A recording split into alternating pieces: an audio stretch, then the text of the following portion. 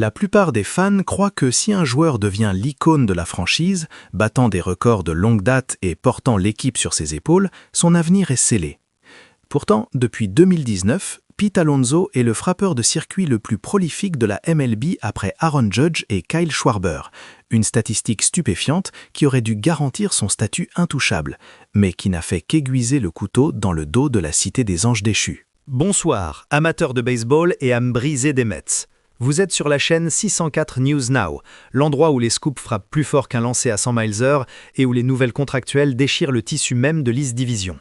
Préparez-vous, le séisme a frappé Orlando, déterrant 5 années d'histoire et de drame intense que même le scénariste le plus cynique n'aurait pas pu inventer. Si nous revenons en arrière, au début de la carrière de Pete Alonso avec les Mets, on réalise que chaque grand coup de bâton était un chapitre d'une saga, une pression narrative constante, ajoutant du poids à son héritage. Chaque fois qu'il s'avançait au marbre, il y avait cette tension électrique. Ce pourrait être le coup qui lui ferait gagner son nouveau contrat, le coup qui redéfinirait sa place dans le panthéon de Flushing. Et c'était souvent le cas. Nous l'avons vu le jour où l'enfant de Tampa Bay a fait ses débuts. Le receveur s'accroupit, le vent siffle, voici le lancer. Et c'est parti, hors de portée, un trait qui fend le ciel de l'après-midi. Son tout premier circuit en Ligue majeure. Loin, très loin. C'était la naissance du Polar Bear, une introduction tonitruante qui promettait une ère de puissance brute. Qui aurait pu imaginer qu'à la fin de cette même saison, personne n'aurait frappé plus de circuits en tant que recrue des New York Mets.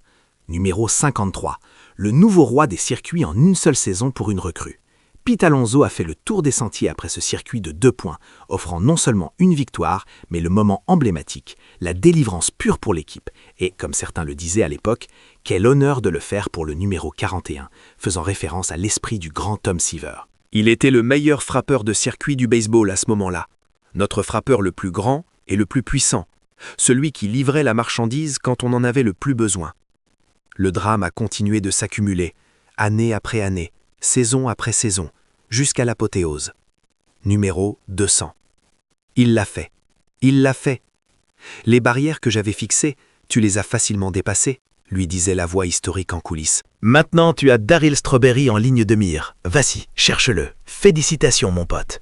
L'enfant prodige, le frappeur le plus prolifique de l'histoire des Mets de New York, avait atteint un nouveau plateau.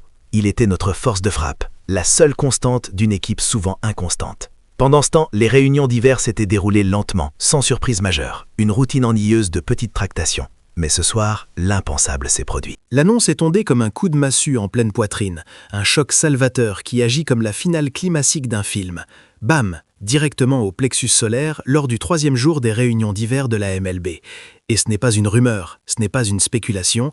Pete Alonso et les Orioles de Baltimore finalisent un contrat de 5 ans pour 155 millions de dollars. Ce tweet de Jeff Passan le confirme. Alonso quitte les Mets pour rendre une AL-East déjà surchargée encore meilleure. Je suis abasourdi. Je n'aurais jamais cru que les Mets fourniraient à eux seuls tout notre contenu pour cette semaine entière.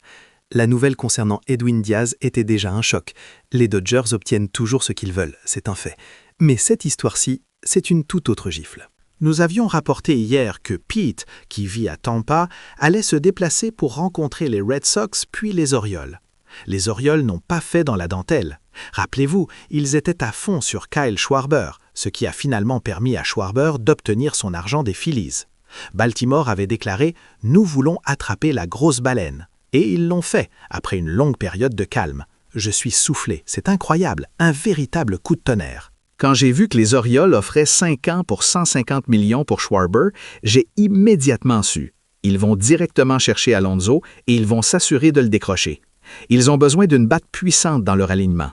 L'an dernier, leurs 3 meilleurs gars plafonnaient à 17 circuits.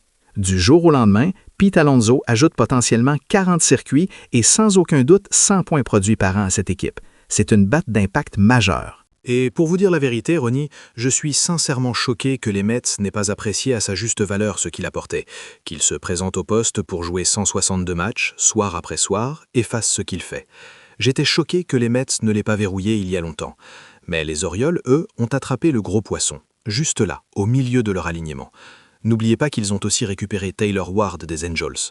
Ils ont toujours eu un alignement légitime, un noyau de jeunes joueurs. Mais maintenant, ils ont quelqu'un qui vient au stade tous les jours, qui a joué 162 matchs l'an dernier. C'est un modèle pour tous ces jeunes joueurs aspirants chez les Orioles. Soudainement, ce mouvement pourrait les rendre favoris, ou du moins faire d'eux une bête dans l'Est.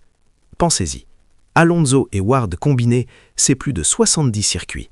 Avec le grand Gunnar Henderson, Baltimore est de retour. Ce mouvement s'est conclu après une rencontre tardive hier soir entre Alonso, les Orioles et les Red Sox. Les Mets ont été pris de court par le fait qu'Alonso ait pu obtenir ce contrat de 5 ans pour 155 millions de dollars. Rappelez-vous, il avait refusé 7 ans pour 158 millions il y a quelques années.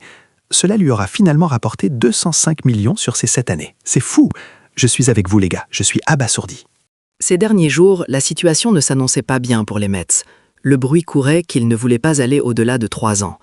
C'est ça qui m'a confirmé qu'il irait vers l'une des 2 autres équipes qui leur recontrait. Un contrat de 155 millions pour 5 ans, battant l'offre qu'ils auraient faite à Schwarber de 150. Une excellente affaire pour Alonso, mais une journée difficile, encore une fois, pour les Mets.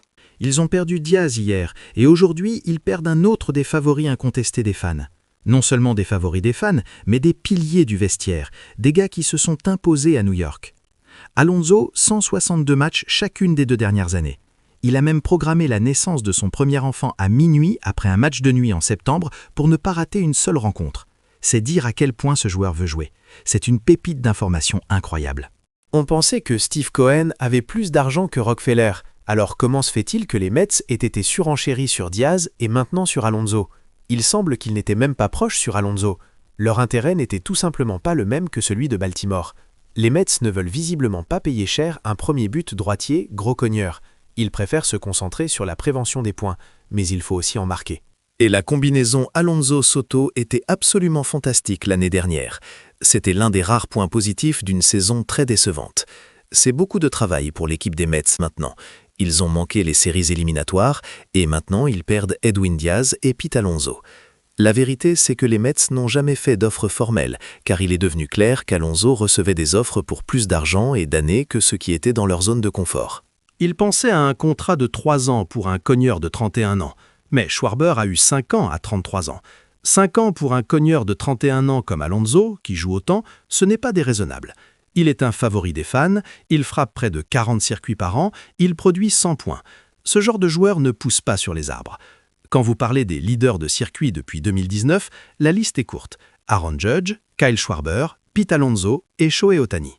C'est une compagnie très sélective, alors bravo aux Orioles d'avoir dit « nous voulons ce gars ». Pour Pete, obtenir ses 5 ans pour 155 millions, c'est la reconnaissance qu'il mérite. L'absence de clause d'opt-out signifie qu'il veut être là, qu'il ne pense pas à partir. C'est une perte réelle et profonde pour les Mets. C'est presque triste de le voir partir après avoir regardé pratiquement tous les matchs qu'il a joués. Il a toujours agi avec classe. Son travail communautaire pour les Mets a toujours été incroyable. C'est une immense perte pour New York et un coup de maître pour Baltimore. Si vous êtes un fan des Mets, c'est le moment de faire le deuil de cette époque. Pete Alonso chez les Orioles, c'est l'élite de la puissance. C'est le polar bear, le joueur quotidien que nous avons tant aimé, un professionnel constant. C'est une excellente nouvelle pour les Orioles et une fin très décevante pour les Mets. Nous espérons que cette analyse approfondie vous a aidé à comprendre l'ampleur de ce transfert historique. Si c'est le cas, n'hésitez pas à aimer cette vidéo, à la partager avec d'autres fans frustrés ou ravis, et surtout, abonnez-vous à 604 News Now pour ne manquer aucune nouvelle choc des Winter Meetings. Dites-nous dans les commentaires, pensez-vous que les Mets ont eu raison de s'en tenir à leur zone de confort de 3 ans, ou est-ce une erreur impardonnable de laisser filer Alonso aux Orioles?